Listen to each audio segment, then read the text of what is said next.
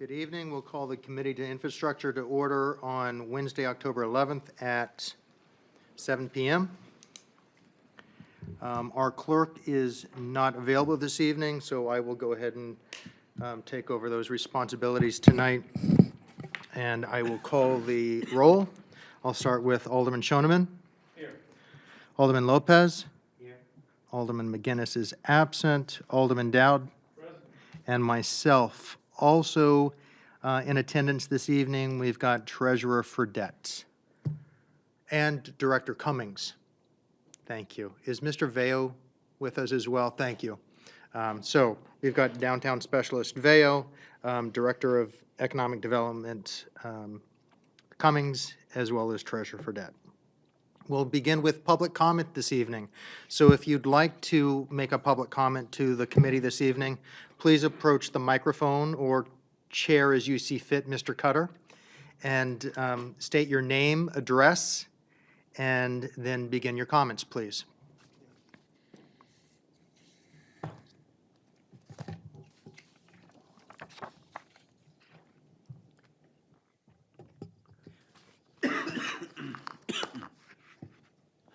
I'm Jim Cutter, 86 Palm Street here in the city. And I have a letter here for Alderman Cookson.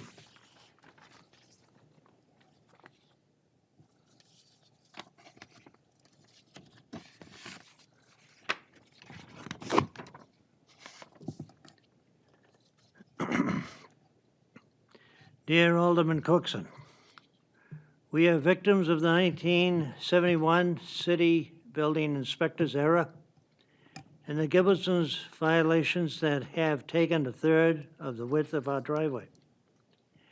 We believe it is the city's responsibility to correct it. Since it is the city's responsibility, we look to them to go after the Gibbelsons who are guilty of violating RSA 632:2, criminal trespass. RSA 627:9, number 1, curtilage. RSA 31:102, obstructing access to highways, and Nashua Ordinance 190-193, land use ordinance. With City Hall avoiding it, we feel they presume we will sue the city. It may surprise you to hear we have never sued anyone.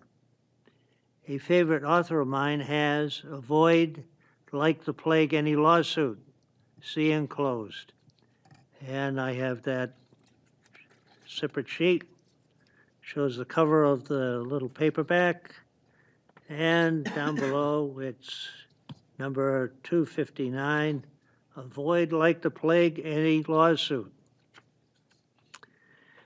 There is no need to sue the city because it is much easier for Mayor Dodges, who can, quote, enforce the ordinances of the city, unquote, per Section 45 City Charter, to go after the Gibbelsons. The Gibbelsons have no one they can sue now that Genevieve Karen has passed on, who scammed them into thinking they would get more land than their deed when they bought 88 Palm Street from her. The Gibbelsons probably think they will make more money when they sell their home with the fence between our properties. But the Gibbelsons need to talk to someone from City Hall or police who would inform them to remove their fence, etc. We will be glad when the fence is gone because with age, my depth perception is not as keen as it was. That may be a reason why NRO 190-193 land use ordinance has driveways must be at least 9 feet wide. That particular thing of theirs happens to be, I researched Google, and it's nationwide. It's 9 feet wide if it's an automobile, and 10 feet wide if there are trucks involved. And originally, my property had a mechanic there that did work on the property, I guess. And that's why we have a actually 10-foot wide, 3-inch driveway is what we should have, I should say. The real estate for sale sign for 88 Palm Street was installed on August 15th. We would like the Gilbertsons informed as soon as possible so they have more time to sell their property. And I want to add to that, the longer they keep that on the market, if it's on yet, the sign says coming, but they lose value the longer it's there in exposure. And before he retired, I sold to the real estate industry the so-called yard signs.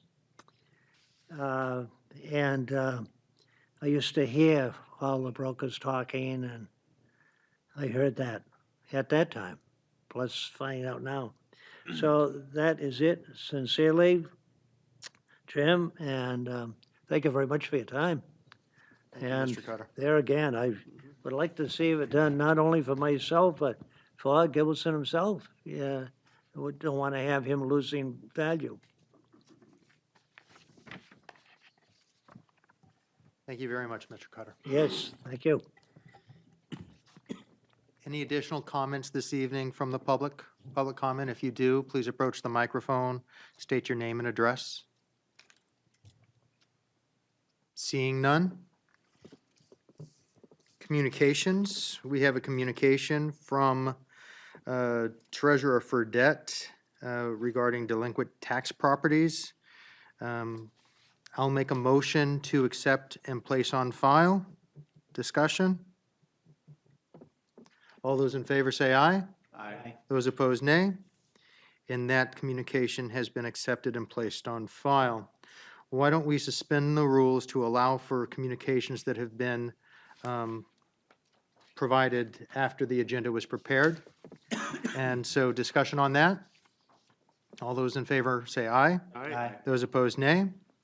We have a communication from Mr. Cutter dated October 11th, 2017, to Mark Cookson, Chair of the Infrastructure Committee, Jim Donchis, Mayor, and Steve Bolton, Corporation Counsel. Subject, we want our present 7.5-foot wide driveway restored to its original 10 feet 3-inch width.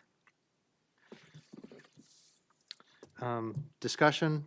All those in favor of accepting and placing that communication on file? Aye.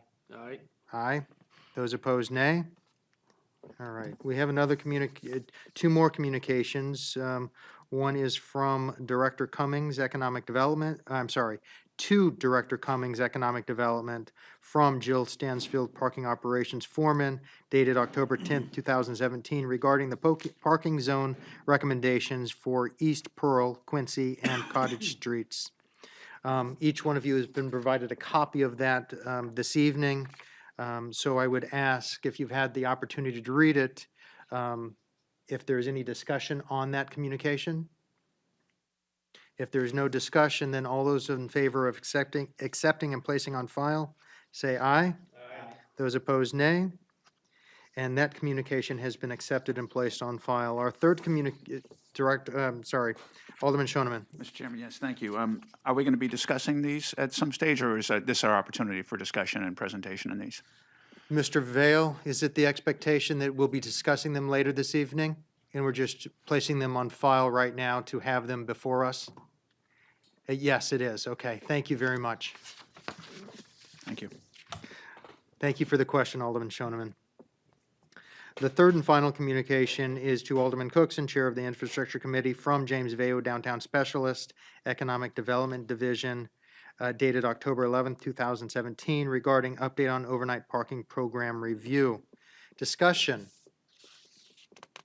All those in favor of accepting and placing on file, say aye. Aye. Those opposed, nay. And that has been accepted and placed on file. We will go on to unfinished business, of which there is none. New business resolutions, Resolution 17-134, authorizing the sale of land on the east side of Medical Center Drive, sheet 31, lot 12, to Southern New Hampshire Medical Center for $300,000, establishing an expendable trust fund for downtown redevelopment initiatives, and appropriating the $300,000 of proceeds into the expendable trust fund. Is there a motion? Alderman Dowd. Yes, motion to recommend final passage of R 17-134. The motion by Alderman Dowd is to recommend final passage of Resolution 17-134. Discussion. Who is here to speak to? Director Cummings, would you care to join us? And Mr. Cody, do you have, you'll be joining us as well? Alderman Dowd. As stated below, it's going to also be on the Budget Committee's agenda on 10/23. Thank you. Director Cummings, good evening. Thank you, Mr. Chairman, and through you to the committee. Before we begin, I'm not sure if it would help to have the screen down to have a visual representation. And then also, it was represented to me that the memo that I had written to the planning board would be relayed to the Board of Aldermen. I'm not necessarily sure to the Infrastructure Committee, but I do also know this petition went before the planning board last week or the week before, and it received a favorable review from them. And so I just want to make sure you have that in hand. If you don't, I'll ensure that you get it. It basically just outlined the rationale for why we were moving forward with this petition. I don't believe that we have a copy of that. Okay. So if it can be forwarded to us, we would appreciate that. I will absolutely make sure Thank it gets you. forwarded to you. So essentially, what the memo outlined is the conversation that Mr. Cody and I had started about a year or so ago, relative to whether there would be an interest on the city's part to transfer a parking lot that is pretty much, or I should say, all leased by the hospital. In looking and evaluating it, I thought it made a lot of sense. One, you'll see that the building structure actually is within the deeded map and parcel that is owned by the hospital. So there's an encroachment. It would limit the ability that the city would ever have for developing the site. Plus there was a couple other thoughts relative to capital maintenance and repair and what that cost would be. And with that all being said, my thought process would be is that we would reallocate the asset and the resources from that parking lot into redeveloping a blighted or decadent site within the downtown in another area. So that's a very quick overview of the rationale for why we're here before you today, which is essentially an authorization for the mayor to go forward to sell the highlighted parcel that was just before you, and then set aside the money to a special account so we can reinvest it within the general vicinity of the downtown for beautification purposes. With that being said, Mr. Chairman, it was brought to my attention that, and I wasn't very clear when I worked with legal on this, that the way the account is written, it gives sole discretion to the mayor to exercise.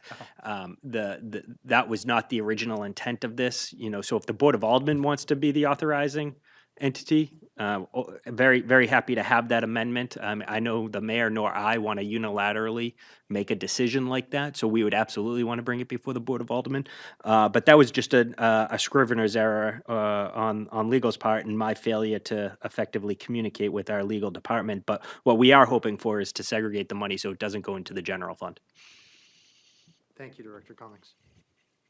Any questions from the committee with regard to any of Director Cummings' comments? Alderman Dowd. I'm just curious, was the memo covered the intent of what's going to be done with this? Is it going to remain parking, or are you going to expand the building, or? Sure. Hi, Mr. Scott Cody. Cody, Southern New Hampshire Medical Center, 8 Prospect Street. Our Our biggest concern right now is that the parking lot is in really bad shape, and I brought some photos along if you'd like to see those. And we're expecting that it needs a capital investment of about $100,000 to keep it as a parking lot, which is our intention to do that. But obviously, we don't want to invest the money into what needs to be done to that lot unless we own the property. Thank you, Mr. Cody. Alderman Lopez, did you have a comment? I'm afraid I was actually going to ask if you had any plans to make that something other than a parking lot, just because from observation, people cross through that parking lot and kind of go willy-nilly through that intersection where cars aren't necessarily expecting it. But if it's your intention to keep it as a parking lot, I guess my question is a little pointless. Alderman Dowd.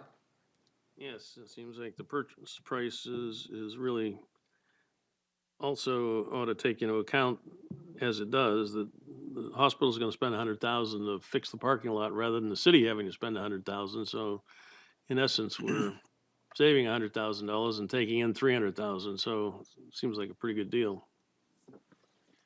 Alderman Shoneman. Thank you, Mr. Chairman. I'm curious how the $300,000 was arrived at, and frankly, if it's worth $300,000 in a deteriorated case, if we were to spend $100,000, it would be more than $300,000. So I'm not sure I would agree with the argument that we're saving money by selling it in the condition that it's in. I certainly support Southern New Hampshire Medical Center. I think it's a very important part of our community, and I like to support them. I'm just wondering how we arrived at the $300,000. Director Cummings. Yes, thank you, Mr. Chairman, and that very question was one of the ones I had very early on when we started this conversation with Mr. Cody.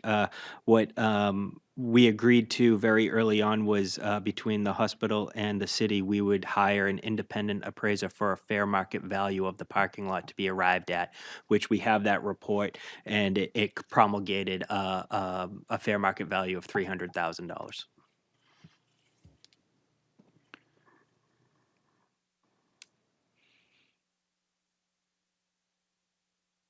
Alderman Shoneman.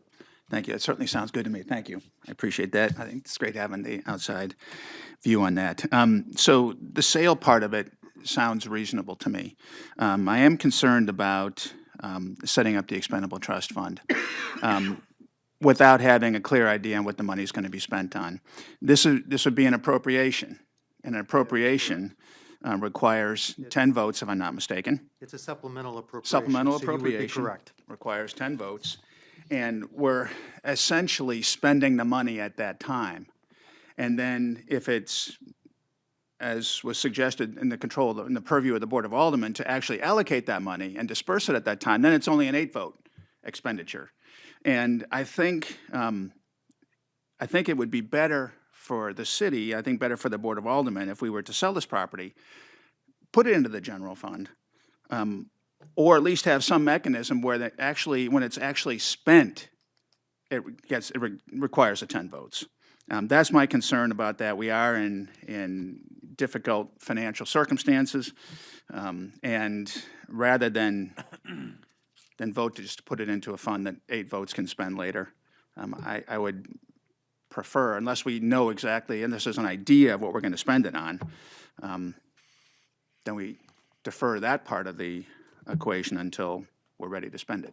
Thank you. So I'm just quickly bringing up the legislation so we can actually look at the language and look at the fiscal note to see what the impact of that $300,000 would be that Alderman Shoneman was just speaking of. So if you haven't had the opportunity to review it,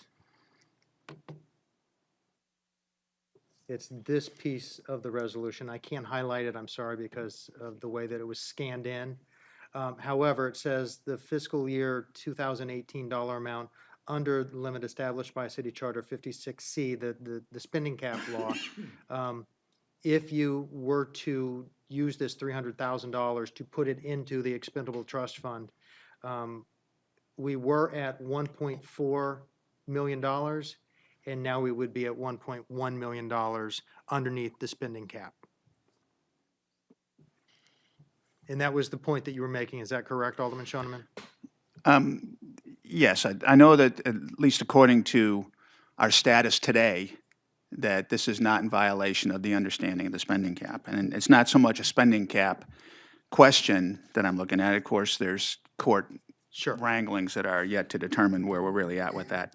But it is a supplemental appropriation, even if it's under the cap. That is correct. And as a supplemental appropriation, it requires the 10 votes. And I just would be leery of making an appropriation for an expenditure that is not defined. Now, we did recently vote to put the hydro fund into an expendable trust fund, but the purpose for that fund was specifically for repairing a turbine. And, that's an identified purpose that I supported. My only concern is here that it's not identified, unless there's something that does identify it that we can take a look at. Thank you, Alderman Schoeneman. The idea, excuse me, Go ahead, please. the idea of rehabilitating blighted areas, all that, it sounds good. I just think we should know specifically, that's all. Thank you. Director Cummings. Thank you, Mr. Chairman. So just a couple points. One, and I defer to others here since I'm probably the newest person to this conversation, but I was under the impression that because it was an appropriation underneath the spending cap, that it would only require 8 votes, a majority, not 10. So So it is a supplemental appropriation, and all supplemental appropriations that are Require not part of the preceding year's budget would require a vote of 10. 10. Okay. And so, all right. So with that, putting that issue aside, I also want to further just expound upon the point of what the purpose of this account would be for. It's very clearly articulated. The purpose of the fund would be for downtown redevelopment initiatives, which include but not limited to funding a purpose of real property, beautification projects, and the elimination of blight. Is there a specific project in hand? No. But that's the whole purpose of why we would come back before the Board of Aldermen to make sure that it met the standards that the board would have, so we could use that money for a beautification type effort. So it generally describes what the money would be needed for. So anyway, so with that being said, we thought that it would be a good way to move this project or this initiative forward. We do not want to hold the hospital up any further in this because we don't have a tangible project in hand. That seemed rather unfair to do to the private sector. But we would like to, basically just reallocate the assets that's within the downtown from, one area to another area and hopefully improve upon it. Alderman Dowd. Yeah, putting it in an expendable trust would keep any of the expenditures from happening without approval, because first of all, it's over 10,000, it's going to finance anyway. And any other expenditure out of the trust is going to have to go through the Board of Aldermen, so. Not the way the legislation is currently written, which is what Director Cummings was saying. Oh, Because that's right, 'cause it's the mayor. the agent who expends is currently identified as the mayor. So if he's responsible for the expenditure, then it wouldn't necessarily have the purview of the Board of Aldermen. So the way it's currently written, the mayor would be able to suggest the project it's being used for. It would still have to go through the Finance Committee for any expenditure over $10,000. Yes. If there is an expense over $10,000, that's correct. Right. If he comes in at $9,999, the answer would be no. You'd need several would- of them then before. Yeah. That would be correct. How is this different than what we've got set up with, like, say, for example, the Downtown Improvement Committee right now, and the ability for them to suggest funds or monies for projects for beautification and I would say the elimination of blight as well, per se, but beautification. Yeah. How are the two different? That's a great question. My understanding is this would be a trust fund as opposed to a special revenue account, which is my understanding where the Downtown Improvement Committee money is quote unquote housed. So I would have to. And that's based off of all the meters that are downtown, or parking tickets, or violations, or whatever the case may be, within a specific geographic downtown area. And then any funds above and beyond $728,000 would then be able to be utilized or suggested for projects or beautification or whatever the case may be by the Downtown Improvement Committee. That comes back before us. and then we ultimately decide yay or nay to those particular projects. Correct. Alderman Dowd. So is the funding expenditure wording in this ordinance come from the mayor and the chief financial officer? I'm sorry, I misunderstood. I'm not clear on the question. All right, the way that it's going into an expendable trust This, with the authority of the mayor to spend, has that been reviewed and recommended by the mayor and the chief financial officer? so. Director Cummings. Thank you, Mr. Chairman. So again, it was reviewed by the mayor and it was reviewed by the finance and legal departments here in the city. It was a miscommunication on my part. And with that being said, it was written in a way where the agent is the mayor and the intention was for the Board of Aldermen to be the agent. Alderman are you fine with that, Alderman Dowd? Yes, I was going to make a motion, but if he has something to say. Alderman Shoneman? Thank you. I think that the 10-vote hurdle is the one that I'm most concerned with. I think that, yeah, it's true that if we amend this to make the Board of Aldermen the agent to expend, they can expend it with 8 votes. And I think that we need to be very careful when we're doing any kind of supplemental appropriation, not to essentially write a check to put it into account that can be spent by a simple majority, given the way things work around here. I think it would be better that this go into the general fund, and I can assure anyone listening that if a good anti-blight or somewhat program, comes up where this money could be well used, maybe it'll be used on the Riverwalk area. I think that could be good. But wherever it's going to go, I want to know where that's going to go before I cast my vote to approve it, rather than just put it into account, since it is a supplemental appropriation. Director Cummings, and then Alderman Lopez. Thank you, Mr. Chairman. So I guess I have a quick question about how would you be able to do the accounting for that? So once it gets put into the general fund, you could actually then draw a line back to it that this money, which is not based off of the property tax base, but came in through other local receipts, if you will, would then be able to be applied towards a specific project. I'm willing and happy to entertain that, but I want to know with certainty how we would be able to spend that $300,000 so we're clear on the accounting. And I don't know. I would suggest that we would make an appropriation through legislation to actually identify the amount of the dollar amount and then the project that it would be allocated to. And so therefore, we would just say, I guess on a fiscal note, remember back that time when we took in 300,000 from the hospital and we put it into the general fund? We're now using that money? to me, I think the two are mutually exclusive. I don't think the sale of this lot has anything to do with setting up an expendable trust fund. We could set up an expendable trust fund tonight with $0 in it, and it doesn't necessarily have, I don't know what the arrangement was with Mr. Cody and Southern New Hampshire Medical. Mr. Cody, you might be able to shed some light on this, but was it the hospital's intention to say this $300,000 is going to be used for downtown beautification? No. So the two are mutually exclusive, in my opinion. Not from the administrations, Mr. Chairman, and just How to- is that? Well, because the loss of 50-ish parking spaces, I would like to replenish that supply in some way at some time. And I'd be concerned if we can't actively work towards that to know that we have a funding source readily available. How is that lot currently being used? It's being used as a parking lot For whom? for the hospital. 100%. 100%. Because I've driven by there and I don't know, are all 50 spots being filled or utilized? Yes. They are, okay. Because I was going to say I've driven by and I haven't seen, and I don't know the time or the day that I was driving by, but I wasn't seeing it being utilized fully So I knew that there were some empty spots there. How is 21, how is this property being used?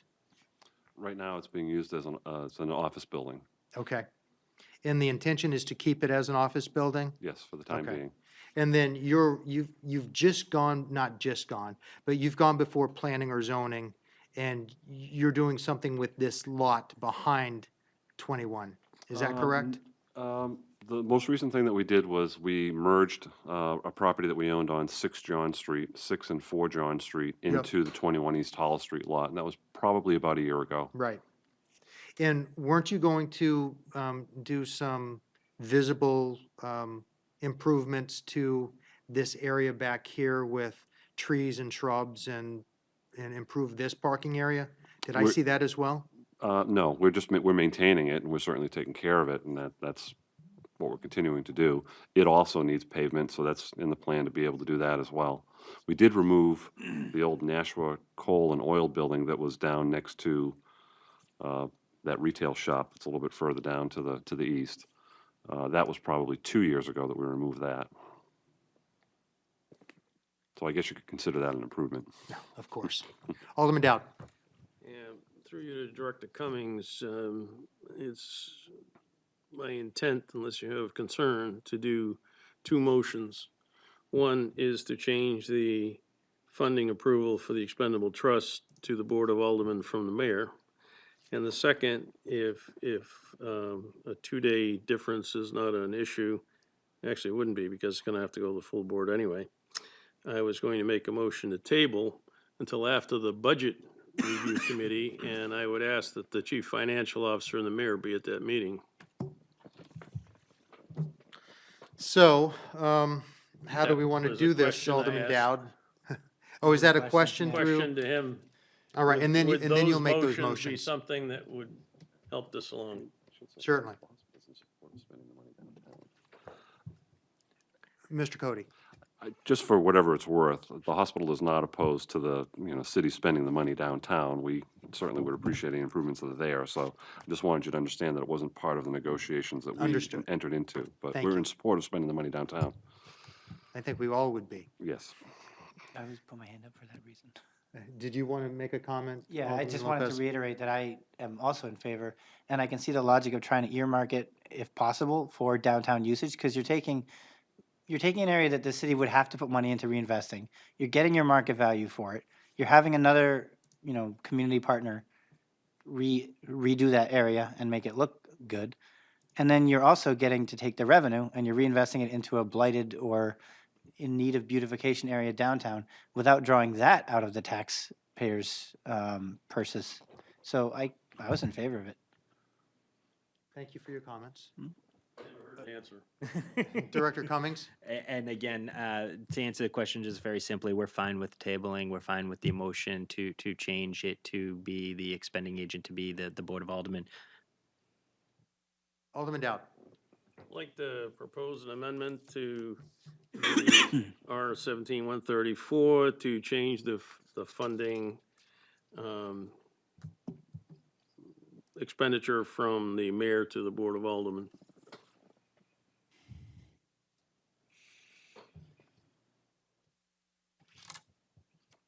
All right, so in the second paragraph, further resolved, you're looking at the fourth line down. The first, Yes. the sentence saying the mayor indicates the is- mayor is appointed as the agent to expend. You would like to replace mayor with Board of Board of Aldermen. Aldermen.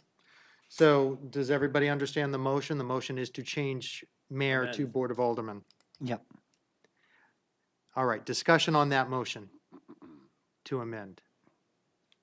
Okay, all those in favor of changing mayor to Board of Aldermen, say aye. Aye. Aye. Those opposed, nay. So we will amend Resolution 17-134 by replacing mayor with Board of Aldermen. Just give me a moment. Can I ask a technical question? Technical question first, Alderman Lopez? I'm just curious, if we amend it at this board, but it's being reviewed by two other committees, how does that work? Do they all have to look at the amendment, or? We will communicate with the other boards, especially because it hasn't gone before budget yet. Okay. We'll be able, you'll be able to express that at that meeting. And then the Nashua City Planning Board, I think a courtesy note to them would be appropriate, just to let them know that we're changing the agent to expend. Okay. I was just curious. Thank you. You're welcome. Alderman Shoneman and then Dowd? Thank you. It sounds like it may be going to the Budget Committee and being tabled here as motions are made in a few minutes. So that's going to be on the agenda at 10:23 over That's there. I'm on that committee as well. A question, really in anticipation of that meeting for Mr. Cody, if I may. I'm wondering what the time sensitivity is on making this purchase. Again, I don't want to stand in the way of this lot being sold to the hospital who apparently needs it, but we may have to make some other modifications at that time if we're not going to make them here. Would you like to direct that question to Mr. Cody? Mr. Cody, Is there would a you care time to respond? sensitivity, Mr. Cody? I mean, obviously, the sooner the better. We're not going to make the paving season this fall to be Right. able to get it taken care of.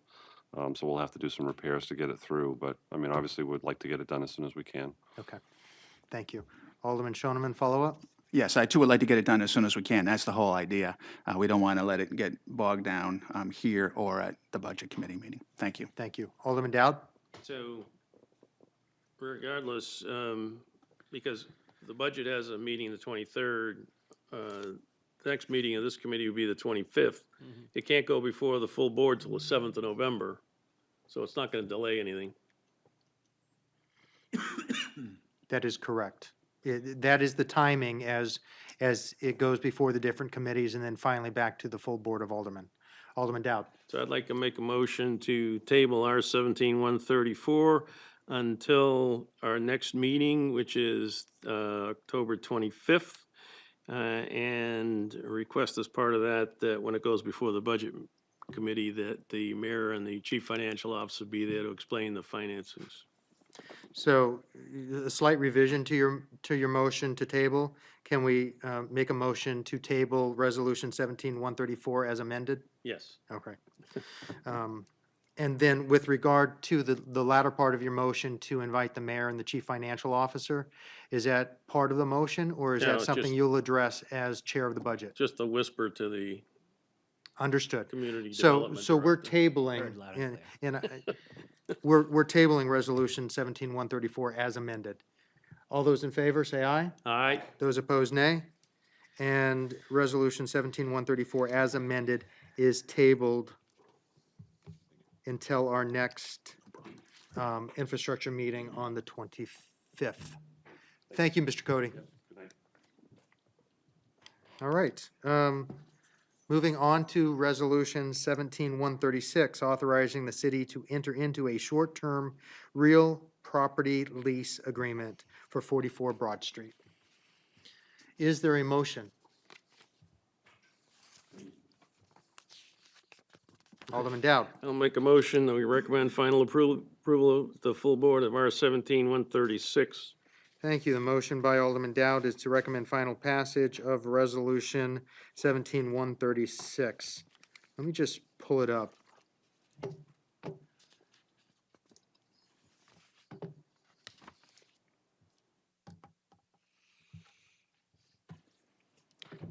Director Cummings. Mr. Chairman, this is just pretty straightforward petition that's before you this evening, where a local business owner here in the city, North Pole Christmas Tree, is looking to use essentially what we refer to as 44 Broad Street as their layout for selling these Christmas and holiday trees this winter season. What's before you is a standard commercial lease agreement that is what's used here in the city time and time again on various projects.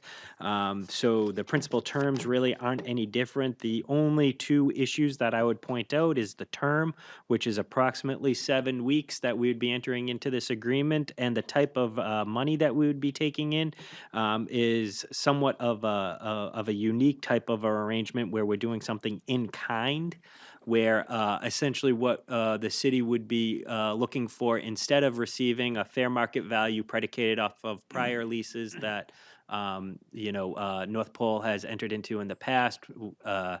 That taking that dollar amount and basically applying that dollar amount to 44 Broad Street, but doing it in exchange for Christmas trees that could go to low and moderate income folks here within the city. It'd be something that would be administered through the Arlington Community Center. My office will be helping hand in hand with that. I would be remiss not to acknowledge and point out that we do have Mr. Elian Kelleher here with us this evening. He's in the audience. He can address any specific questions, but essentially what the lease term calls out for is the city would be able to provide 75 vouchers to families that were looking for trees of a balsam fair tree with a quality grade of 1 or better and a size of 6 to 8 feet in height. This tree would retail for on average of $40 or on wholesale for approximately $22. Again, my office, along with the Arlington Street Community Center, would be helping to deliver on this type of initiative. Otherwise, it's a short-term lease agreement that we would be entering into. We cannot use this land right now.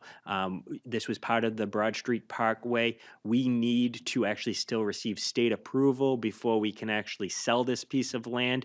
So while it's essentially tied up, this seemed like a good use of the space. I will note that this operation was in existence in the former Dairy Queen that is on Broad Street that is now being redeveloped, which is one of the reasons why they approached us and asked us if we were interested. When I learned about this opportunity, it seemed like we could create a win-win solution, which is why I'm here before you tonight recommending it. Thank you, Director Cummings. Alderman Shoneman. Thank you.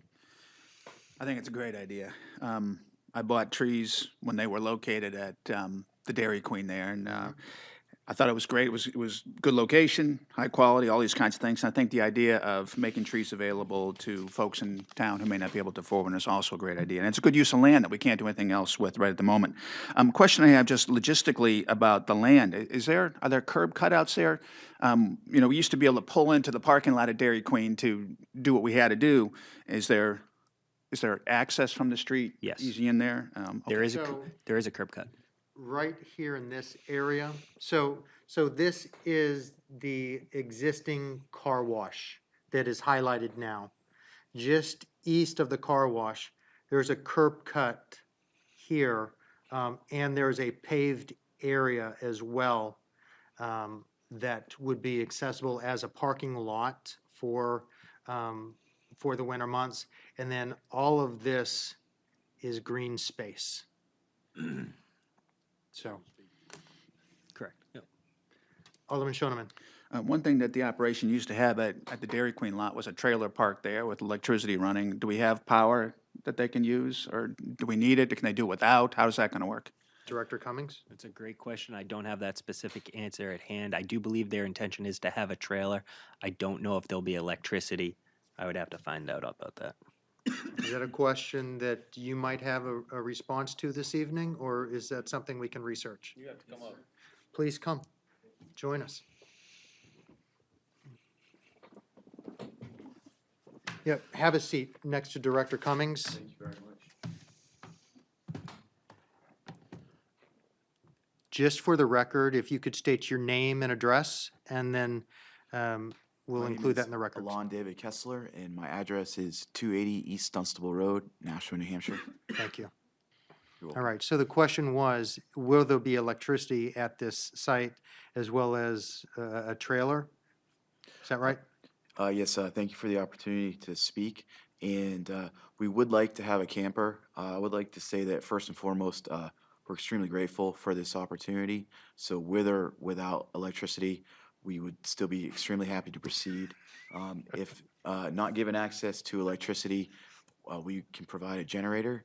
And if we are given access, then we could put in a pole. We use Stellus Electric. We contract with them, and we could have a sub-meter installed, or if the city would like to provide electricity, of course, we would be very happy to use it. So either way, we're very flexible and we can work within the parameters that we're given. Wonderful. Thank you. You're welcome. Any additional questions? Comments? Alderman Shoneman. Can I ask what the dates are again, please? The dates, I know that it goes legislation. through December 31st. Mr. Chairman, if you just keep scrolling down, it's the first page of the lease agreement, which should Thank be you. attached. So, Approximately 7 weeks. so we don't have the first day, right, or when the lease is? No, keep going down to paragraph 2, Mr. Chairman. Thank you. Term, it shall say about approximately 7 weeks Oh, the commencing. 15th. Yep, Beginning commence- on November 15th through December 31st, 2017. Very good, thank you. Alderman Lopez. Would it be an idea to suggest to DPW that maybe after the lease expires, inviting the public to bring the trees back? Because it seems like the message doesn't always get out with the Christmas tree pickup. So like, spring comes and you see them sitting out in the lawn and whatever. So, So you'd be able to expand upon that say, idea. you bought the tree here, come back in February and drop it off again, and then DPW has a pile of trees instead of having to pick them up one by one on special days and.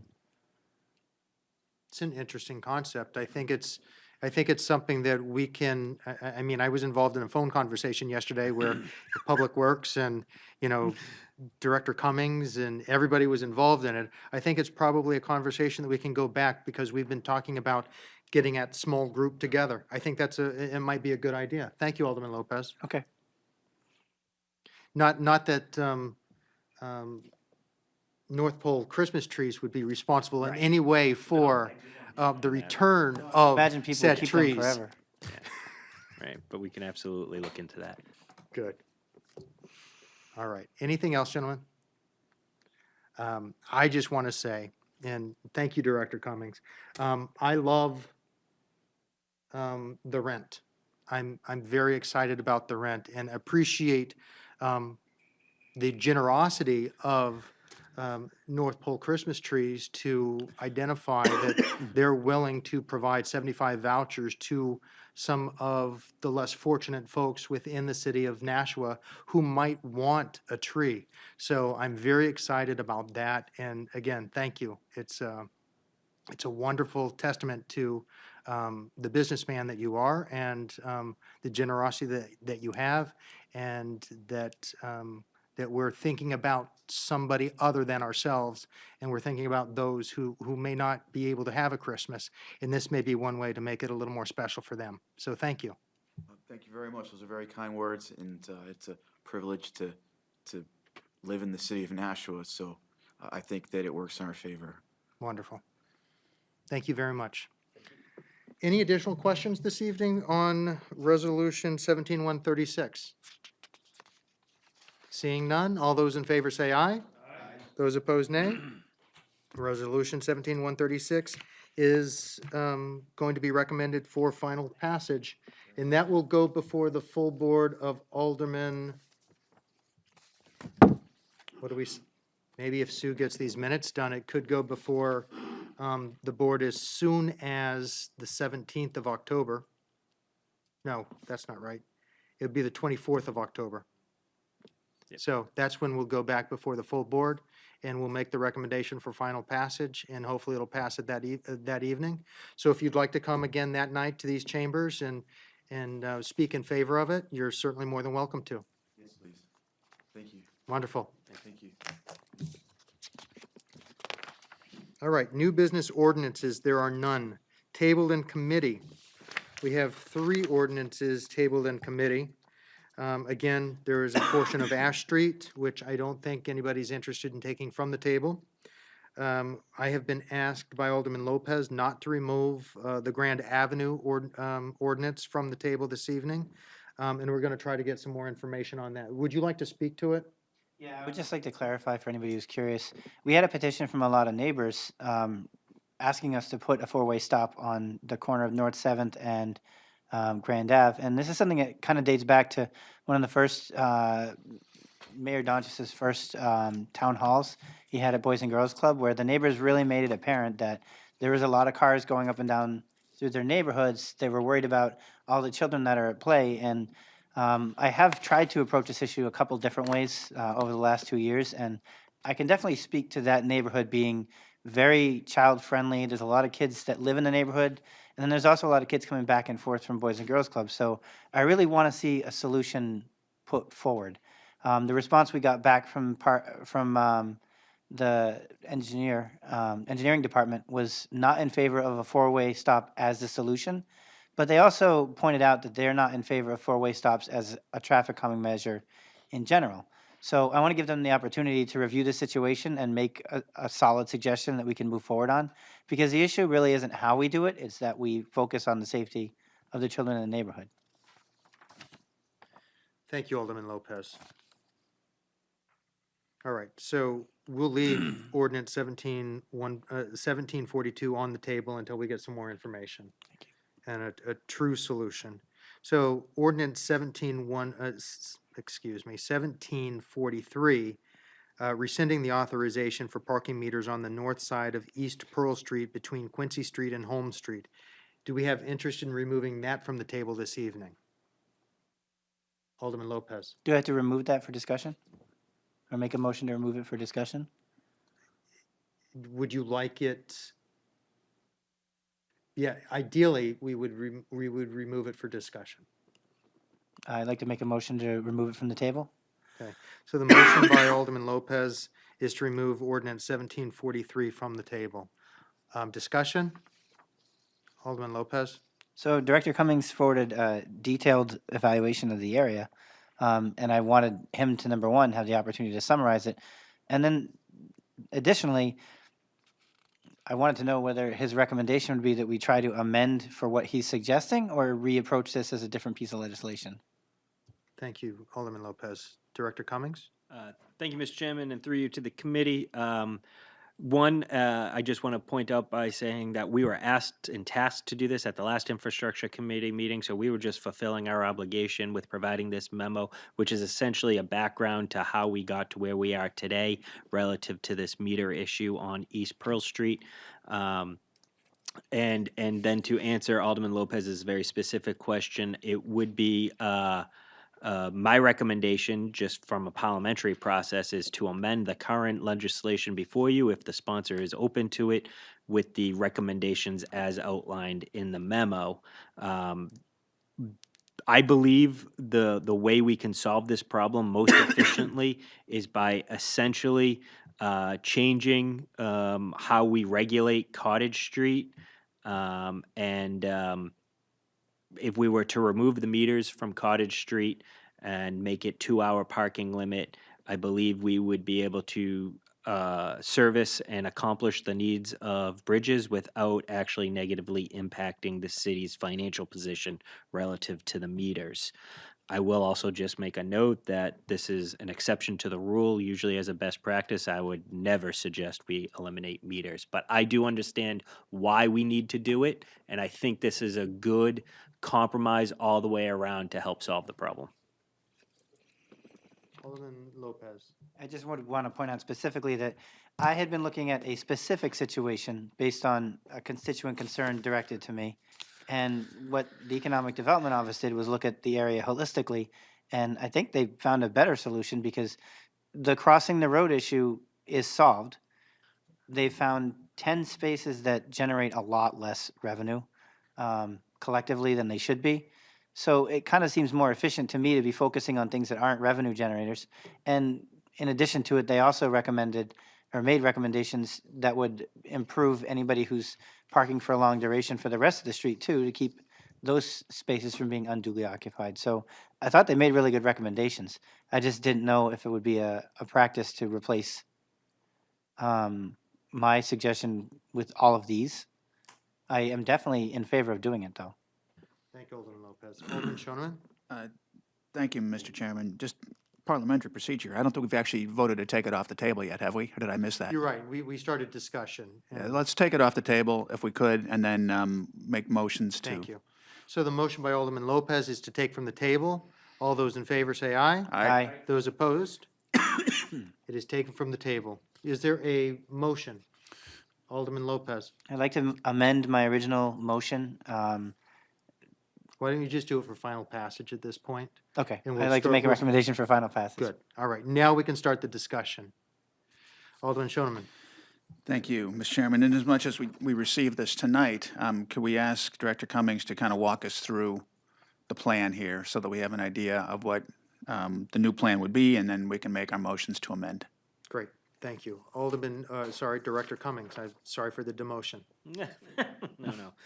Yes, thank you, Mr. Chairman, and through you to the committee, very quickly as I go through this memo, which Jill Stansfield put together, essentially this concept of trying to eliminate a parking issue for East Pearl Street from essentially Cottage to, I want to say, is it Temple, essentially, if you were to back all the way up Yeah, this To- is, to Well, it's Temple Cottage from Temple to East Pearl. to East Pearl. That's the general vicinity that we looked at. We understand that there's some nonprofits and some companies along this corridor that has some concerns about the parking meters and how that may affect their business operations. We've been working closely with them over the last couple of years to try to solve their issue. I will say that I am generally supportive of incentives, and so long as they follow best practices. And what you never want to do from a public sector perspective is to essentially underwrite someone's business plan. I mean, you want to make sure that the business model is self-sustaining and sufficient. So if you need to help, be a catalyst for support, if you want to nudge it to go faster, those are the ways that you can help affect the market. But to permanently underwrite what could be a market failure is a concern. And so you need to suggest longer term type of solutions. That's what we've been encouraging Bridges and other nonprofits in the area to do relative to East Pearl Street. One of the solutions that we thought we could do, and it's outlined in this memo, is essentially take away the meters off of Cottage Street because we know they aren't generating a lot of revenue. It is not a high volume road.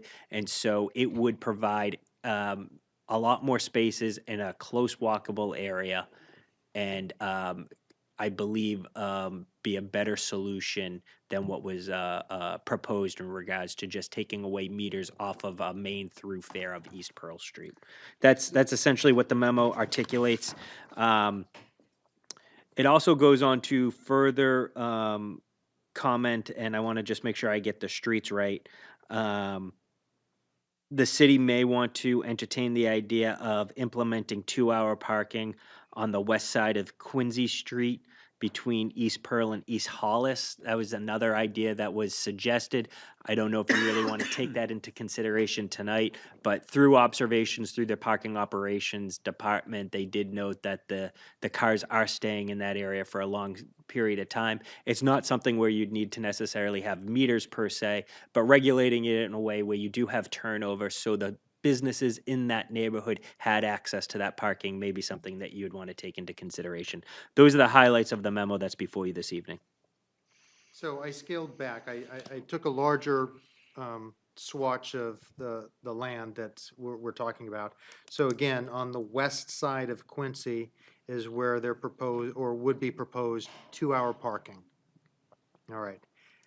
On Cottage Street, northbound, all the way to the library parking lot, you would remove each and every one of the meters that are on Cottage Street between East Pearl and the library parking lot. Correct, Mr. Chairman, and I would note that I believe last year it only collected about $105. I thought $105 was the meter in front of Bridges. Yeah, this one was Oh, I'm sorry, yes. It was 11 of them. the 11 metered parking spaces on Cottage between Temple to East Pearl totaled under $1,000, $946.79. Now, I that's, apologize. how much are meters? In that section, I would have to look it up. I would know. assume that the currency that you would put in those meters would be nickels, is the smallest Yes, correct. coin, dimes, Mhm. quarters. If we're lucky. How do we get 79 cents? It's an excellent question. Somebody decided to put three quarters and 4 pennies. Okay. All right. So then you talk about the 8-meter parking spaces between Temple to the library parking lot. That was $54. So at the end of And the, those are the ones they're suggesting be removed. No, all of them. all of them. All of them? I Yeah. thought I read between East Pearl No, and, between East Pearl, and yeah. Cottage. East Pearl northward toward the library parking lot be removed That whole entire 2 blocks and become a essentially. non-metered 2-hour parking limit. Right. So again, we're going to be asking our parking enforcement officers to do something different in their day-to-day tasks. So they will again be chalking tires to make sure that the cars are moving. Turnover. Okay. correct, Yep. Are they still walking or are they primarily in a vehicle? Great question, Mr. Chairman. I believe primarily they are in vehicles, though I will note that they are downtown centric, Yes. but they're all pretty much vehicle based. Okay. Alderman Lopez. So I had found the wording here confusing, but I understand now that they're trying to pull all of the parking spaces, and it was just 8 of them collectively only earned $54. But then additionally, the actual parking on the west side of Quincy Street, Yes. there isn't very much of it. So you're not talking about a sweeping change. Like there's no parking in front of National Foundry. So you would be making a 2-hour limit on spaces that are basically used for 2 hours or less anyway. My impression of this was it was a very well thought out solution for the whole area rather than the one situation that I was looking at. Agreed. So on Quincy, there are 10 metered parking spaces. In those 10 meter parking spaces, they would stay, but they would no longer be metered. They would become a 2-hour parking. And again, those tires would be chalked to make sure that there's turnover and that cars aren't just sitting there all day long. That's right. All right. Okay. So now that we've got Director Cummings' explanation of the memo, and we're looking at ordinance 1743,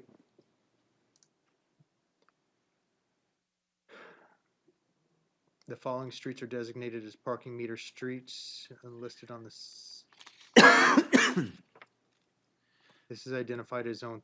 This might take more effort to actually look at the legislation so that we apply Yeah. the correct, remove the parking meters, add them to the 2-hour parking stall. Can we go back to legal and have them write this up?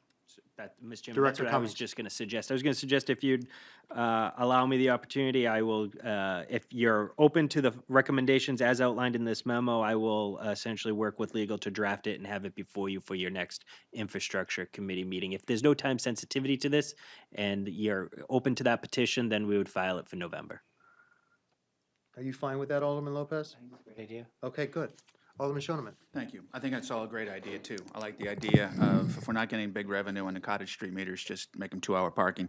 A question about Quincy Street, though.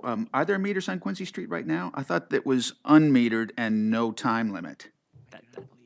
That's Director Cummings. Thank you. That's my understanding. So I may be wrong to say that there's a couple meters on there because I think as a whole, there's no, and I just want to make sure, I don't know the street names. I know where they are. So I do, okay, so to clarify, I Where- don't believe there's any meters on Quincy Street. We took the meters off We of took the Quincy. meters off Yeah. of Quincy Yeah. Street. That's right. I don't think there are either. Yep. May I? So that Alderman would be, Shoneman. I apologize. I just was going to finish by saying, so that would be just a straight change to 2-hour parking. Thank you. Alderman Is Shoneman. there parking on both sides of the street presently or just on the west side? It's I just the west believe side, it's just right? on the west side. Correct. And what we observed, it sounds like there were cars there for a long period of time. Are these employees parking there? And if they are, do they have places to go or what's happening there, do we think? It could be a multitude. I Yeah, mean. exactly. I don't know. So the soup kitchen is there on Quincy Street now. And they've got a small parking lot abutting their building. You've got the Spring Street Courthouse. And oftentimes the courthouse lot is full. So they'll try to identify parking spaces on Quincy Street You've got the post office here, and again, they may want to come out and try to park on the street here. And then Positive Street Art is beautifying this wall right here. So you've got Manny and his scaffolding on, Those don't have cars. but no cars. Well, There I might would be a just point out, motorcycle. The employers on that street, the soup kitchen leases space through Nashua Housing Authority, that area in the back, or Yes. maybe it's Scotsman's. It's, So they don't park on the street. And then Nashua Foundry This has its area. own lot space. So it's not those immediate employees. And if I'm a courthouse employee, I'm probably getting there early enough that I can get parking. it's the people that are coming to the courthouse that are having a difficult time finding parking in the Spring Street lot. And then they may end up I think on maybe Quincy. one or two of them might be residents too. Okay. Alderman Shoneman. So it sounds like a 2-hour setup would work well for that street as well. That sounds great. I think sending it back to have legal take care of that would be great. One question that came up in the last meeting when we were talking about this, and I'm curious about, is we looked at the aerial view and it appeared that there was a parking lot 4 bridges behind the building. Is that, Correct. was that, we find out, is that true? Is that their parking lot there? Director Cummings, do you have an update on that status? It's this area. So I do not want to misrepresent what I'm about to say because I'm recalling it from memory from a conversation that I had from this summer, but I believe that is parking for bridges. Okay. How they use it, how many they have, I would have to go back and look or tell you or find out in further detail. But yes, that is their parking lot. Okay. Alderman Shoneman. Thank you. Just one final comment. I think that the approach that Director Cummings outlined about not wanting to subsidize a business that is not going to work, I think this is, the whole concept of economic development, I think requires that we help those businesses and entities that are going to succeed by, doing zoning or permitting, streamlining things for them or facilitating parking nearby on streets where it works. But I think it's a very, very good point that we don't want to be trying to keep things afloat that maybe just don't fit. And I don't think we're doing that here. I think we've got a good plan, and I think that we avoided a situation that might have begun to take us down the wrong path. So I thank his department for that effort and those comments. Agreed. Director Cummings, this is a great holistic view. Rather than sort of solving the problem that we asked you to solve, you took it up a little bit higher, and I think we've come forward with a better solution than what we were actually asking for. So thank you. Thank you. For doing that for us. All right. So let's put ordinance 1743 back on the table, if you don't mind. Is there a motion? Alderman Lopez. I would like to table ordinance 1733. Was it 43 or 33? 43. 43. So the motion by Alderman Lopez is to table ordinance 1743. All those in favor say aye. Aye. Those opposed, nay. And that is tabled. General discussion this evening, gentlemen? Alderman Lopez. I had constituent outreach the previous week about the condition of sidewalks up on West Hollis across the street from the cemetery. I went and took a look at them, and I did use the civic reporting app that DPW has to note specific sections of it that are really worn out. And I think it would be a good idea for us at some point to revisit Director Marchand's Complete Streets proposal and give her a little bit more of a platform to talk about why that's important for us to move our master plan forward. Because we can keep asking DPW to come and pick up, one piece of sidewalk at a time as they crack and fall apart. But it would make more sense to come up with a method where we're regularly reviewing them and making additions to them. 'Cause Sort of I like think the streets and their PCI index and, there's a lot of sections that are really starting to degrade, and the problem is you have 2 or 3 on a street, so it may not make sense for DPW to redo an entire street, but, pinch hitting 1 or 2 at a time isn't very efficient either. good. Thank you for your comments. Alderman Shoneman? Thank you. I'm glad that Director Cummings is still here and Mr. Veo back here as well, even though he's not sitting up here. I took a drive down through Main Street in Concord. I think it's called Main Street in Concord again recently. And I took a closer look at what they've done there. And I really would like to see if there's some way for us to move the discussion forward in Nashua to work on Main Street, to to take it from 2 lanes each direction to 1 lane each direction with the turn lane like you've described in the past and angled parking. We have wide sidewalks, but people that are eating outside are eating right next to traffic or parked cars, parallel parked. And I think that we would have a better atmosphere for pedestrians and biking and all the things that we're trying to accomplish if we could make that simple change. I spoke to someone up in Concord who lives and works up there and observed the benefit. And this person said to me, "You wouldn't believe the change."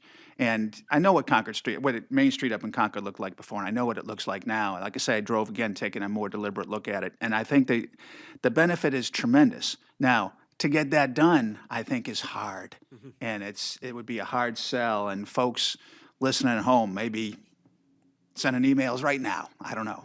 But we need to, I think, do whatever we can to get that conversation going, because the benefit really does seem to be huge, and it looks to me like it's relatively low cost. We have wide sidewalks, we have the pavement.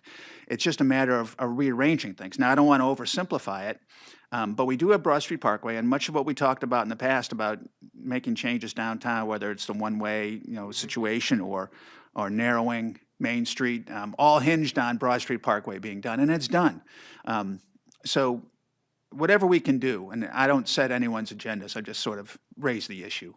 Mayor's office does all those kinds of things, but I would hope that there's something that we can do. And if there's anything I can do to help that, I would like to do that, because the benefit, I think, could really be profound. It's almost what this person told me in Concord. It's the single biggest thing that they did. And everyone said, "Oh, we can never do that. We can never do that." And they did it, and it works. The only way to get from south to north is not down Main Street. You can still use the highway and get off at a different exit. That's very similar to here, very similar to here. And I think that we would do a tremendous amount for our downtown, which I think is vital, and for all of Nashua if we can make that more aesthetically pleasing and more workable. And I think doing those things could help. Thank you, Alderman Shoneman. Director Cummings, do you have a comment Yes, in response? Absolutely, Mr. Chairman. I would be more than happy to start to explore that initiative. I know it's near and dear to Mr. Veo's heart, and I would suggest that through my office, and we have a line item in my operational budget, that we could speak to an architect and a civil engineering firm and get some conceptual ideas kind of drawn out by an independent third party to give you an idea of order of magnitude of what we would be talking about. I'd be happy to do that. We could come back before you probably in November with some images. I just want to note for the record that the changes that we're talking about will be a cultural change for the city of Nashua. We will be slowing down the traffic on Main Street. If we did any type of road diet, which I fully recommend, you will see, the traffic increase. And so you will see basically what is referred to as bottlenecks get longer. I think it is wholly appropriate for that type of auto traffic flow to occur in a downtown. As you want to increase the value of your assets in the downtown, that is one of the best practices you can implement. As you're creating more of a pedestrian-friendly, amenity-rich type of environment. But when you have a community that is used to treating their main street in a certain way, it will be a cultural shift. And I just want to caution this group that that's the type of conversation we would be embarking on. I welcome it. I'll be with you through that conversation, but I just want to make you aware of that in advance. Thank you, Director Cummings. Alderman Lopez? I'd really like to express my gratitude to Alderman Shoneman for bringing this up, because I grew up in Concord, and I was on Main Street all the time, after school, going to the library, all that kind of stuff. And I saw what happened when they took angled parking out when I was very young, and I have seen what happened when they put it back in, and it was definitely a culture shift. But the culture that they have now is people are taking more time to walk downtown, to stay downtown longer. And I think that has been a huge part of Concord's revitalization downtown. I still go there pretty regularly to visit old friends and that kind of stuff. And it really has been a renaissance, because it's just easier to cross Main Street than it used to be. It used to be a full-on game of Frogger, where you're trying to sprint across a light that was supposed to be for walkers, but you literally have no time because there's so much distance to get across.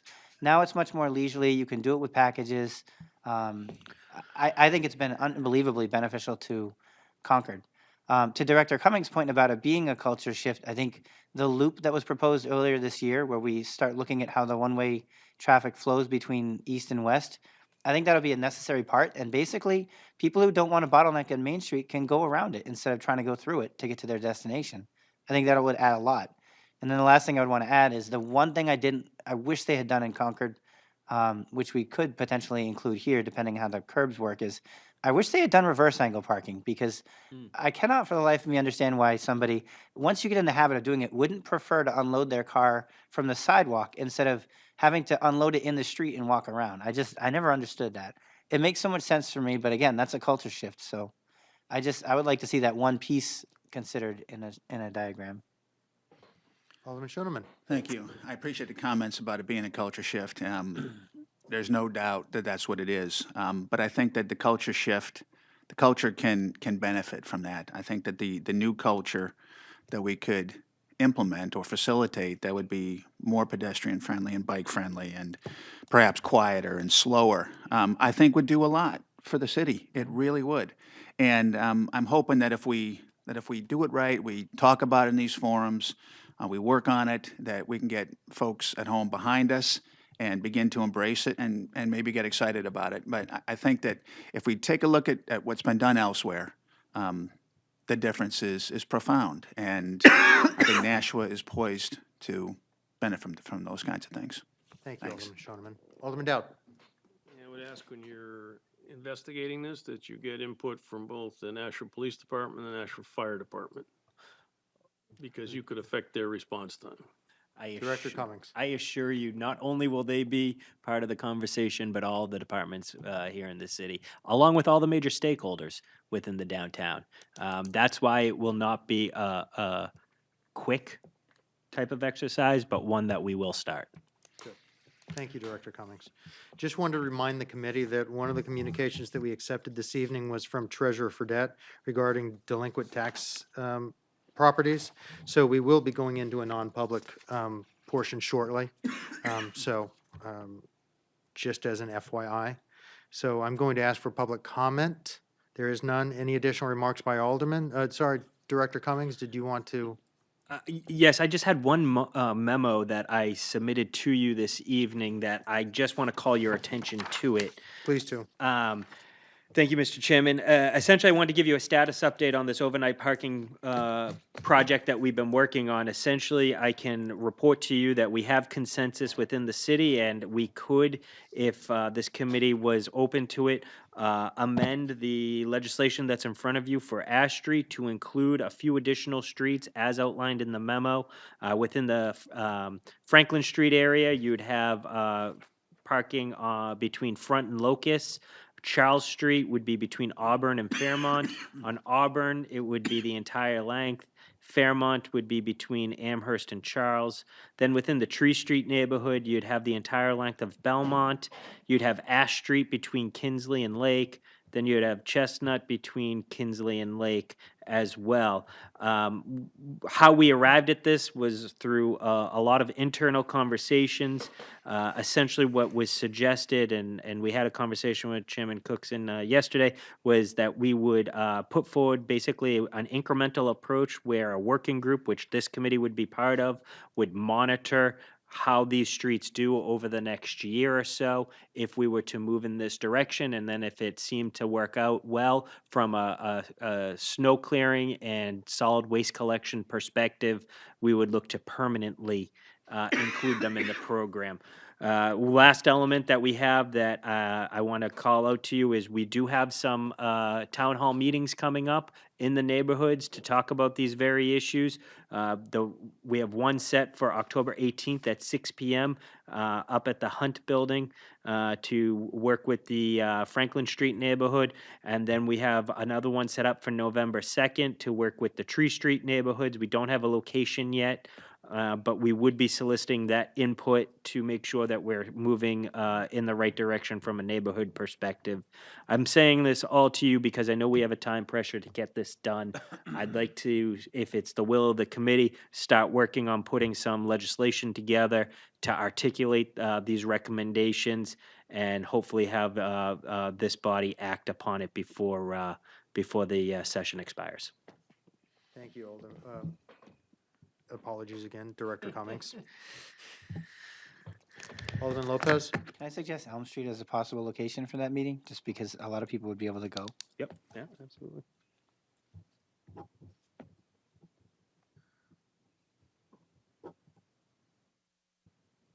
Alderman Dowd, did you have a comment or question? No, he basically covered it in his All right. last few sentences. So, so we had, as Director Cummings referenced, we had ordinance 1737 on the table, or tabled in committee, allowing permitted overnight parking on streets, on-street parking on a portion of Ash Street. Do you want to introduce a new piece of legislation and have it brought before us, the full board, by the 25th of this month, and then have it assigned to committee in November and then addressed that way? Whatever the pleasure of this body is, if you want a new piece of legislation that articulates this, I can have that for you for the next Board of Aldermen meeting, so it can be referred. I'll be honest, I don't remember what ordinance 1737 said. It's been tabled since May 24th. Mhm. Alderman Lopez? That was the section of Ash Street that Alderman Clemmons and I were both looking Right. at. So it was a very small segmented street, so I don't have as But- much experience as Alderman Dowd or But we had any of you, addressed, but- we had addressed it with one of Alderman Schoeneman's pieces of legislation, and we had included that portion in there. So this one, this piece of legislation was going to end up just dying at the end of the term Yeah. without anything being done, because we've already addressed it in another piece of legislation. So rather than muddy things up and try to correct this to fit what you need it to say, New legislation. let's go ahead and do a new piece of legislation and get that before the board so we can get a first reading and then referred to committee. Understood. Awesome. Thank you. All right. Any additional discussion before I make a motion to go into non-public? May I make a comment? You may. I just wanted to say, while we're still speaking to the public, that in the past week. And we will continue to speak to the public. Mhm. All right, go ahead. I'm sorry, Lo. So in the past week, we've had two serious tragedies in the city, one this morning and then one last week on the rail trail.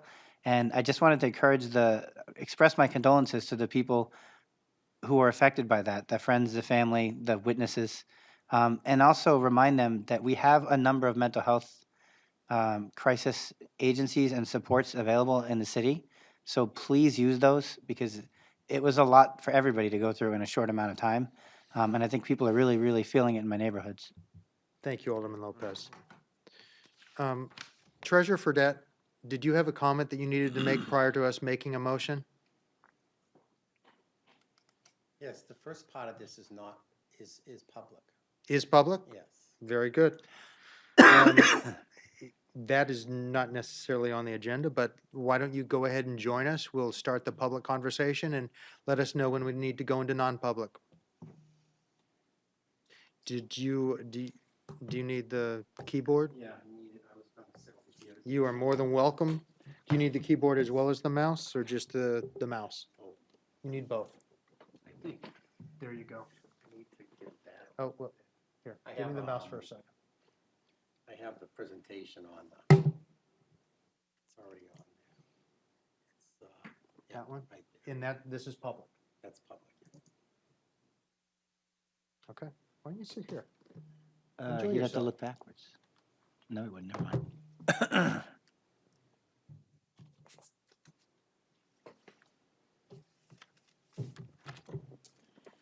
And you can just hit the space key to progress to the next slide. Enter, I think. Either one works. Better get my mic.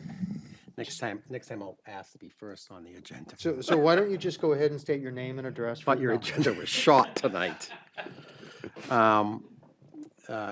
David Fredette, City Treasurer, Tax Collector.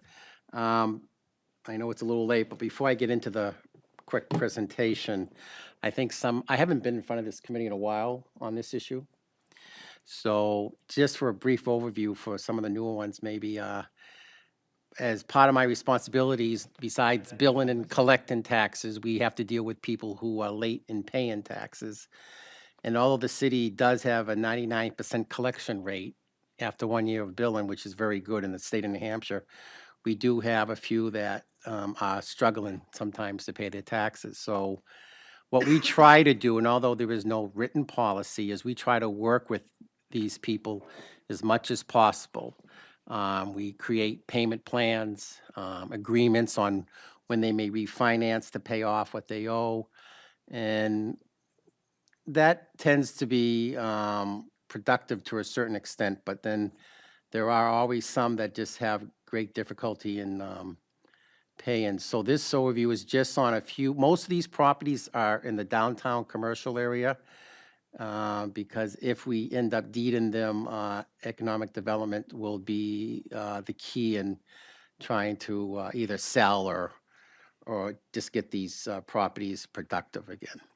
Is that right, Mr. Cummins?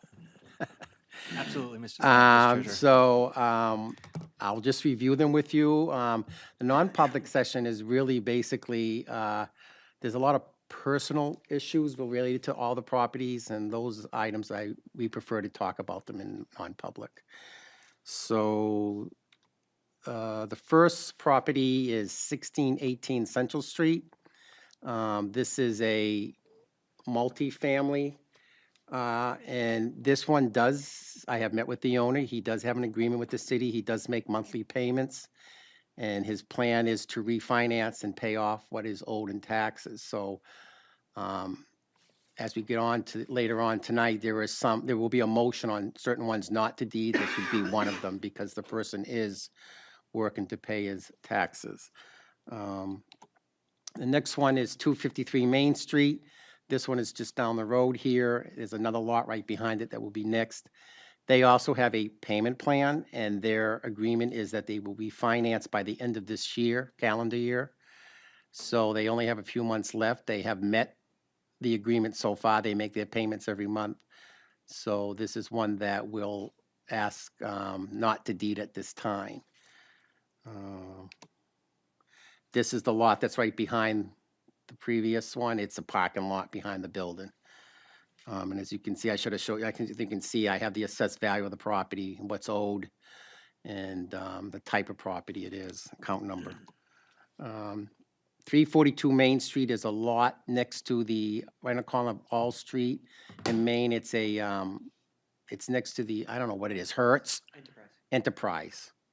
And I've dealt with the owner quite a bit on this, and I haven't received anything in quite a long time from them. And as you can see, they are actually, I believe they're leasing out the lot to, I think it's Enterprise. Correct. So this is a problem, of course. This has been around for years. This Aldermen have dealt with it in the past.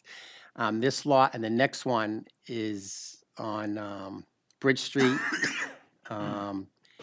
It sits back, if you know where the feed store is on Bridge Street, it's behind there. And it also abuts the gas company property. The building that is right next to this is in very bad shape, but we do know that the land is somewhat contaminated, so this is one we may not want to deed at this time. And it's my understanding we really don't have any purpose for it at this time either, so. That is the building. I can't show you, but it's, that is the building there, and it butts the river also. And right next to it on the left is the gas company property. It's a very tight lot. It was used at one time by a contractor in the Nashua who's passed away years ago. I have been in touch with the son and daughter on this property. The city actually was going to take this at one time for a wastewater project and then decided not to because they found a better area. So I think you might have been on the board at that time. I was. 38.5 West Hollis Street, very bad condition, just down the corner here on the corner of Main and Walnut. and I'll get into that in more detail later, but it's pretty bad. And as you can see, owes quite a bit of money. 25 Main Street, again, a property that's, I believe, pretty much occupied, but very difficult in getting any response from the owner on this. This is up towards Library Hill. 181 East Hollis Street. The property is out by the river, Hudson Bridge, down East Hollis Street. It's pretty messy. Code enforcement has been out there quite a bit over the years. And also, again, difficult to discuss this with the owner. This one I plan to ask the D, but prior to us doing anything, I think we're going to do an environmental test on it to see what's there. That's my understanding anyways. 4.5, Canal Street, you're probably familiar with this property. It's been a problem for many years. Had a pretty bad fire there. I don't remember exactly when, but quite a few years ago. And it's a site that needs help, and it's in a very important area of the city. So I'll discuss that a little further. 25 East Pearl Street. Would you like to take a question along the way or wait Oh, until do people you're- have questions? Alderman Oh, I'm Shoneman. sorry, I didn't see that. Can you go back to the last one? Yes, yes, That's Lowell Street coming in. Is that Lowell Street? yes, it's right on that V I saw there. that building being painted recently. Well, Is there any, the owner is well aware of the city plans to deed it. I see. I'm Okay. not quite sure why he keeps doing that, but, Well, I hadn't noticed any painting there for some time, but I looked at it when I drove down there the other day, and I thought, well, it looks like they're doing something to fix it up. Okay, thanks. this is not a surprise to any of the owners that I'm here tonight. They all know this. 23 East Pearl Street is an office building. I did talk to the owner today. I have talked to him in the past. And the property has been for sale, and he has told me that he has 4 very interested parties on the building. So that one we'll discuss a little further too. This one is a home. And the reason why I had it on here is it's in pretty bad shape. This is out towards South Main. If you know where the neighborhood is, where all the clock names are out there, or watches, I think. It's down there. It's a long story. It took us a long time to find the owner, but we actually found him and have met him.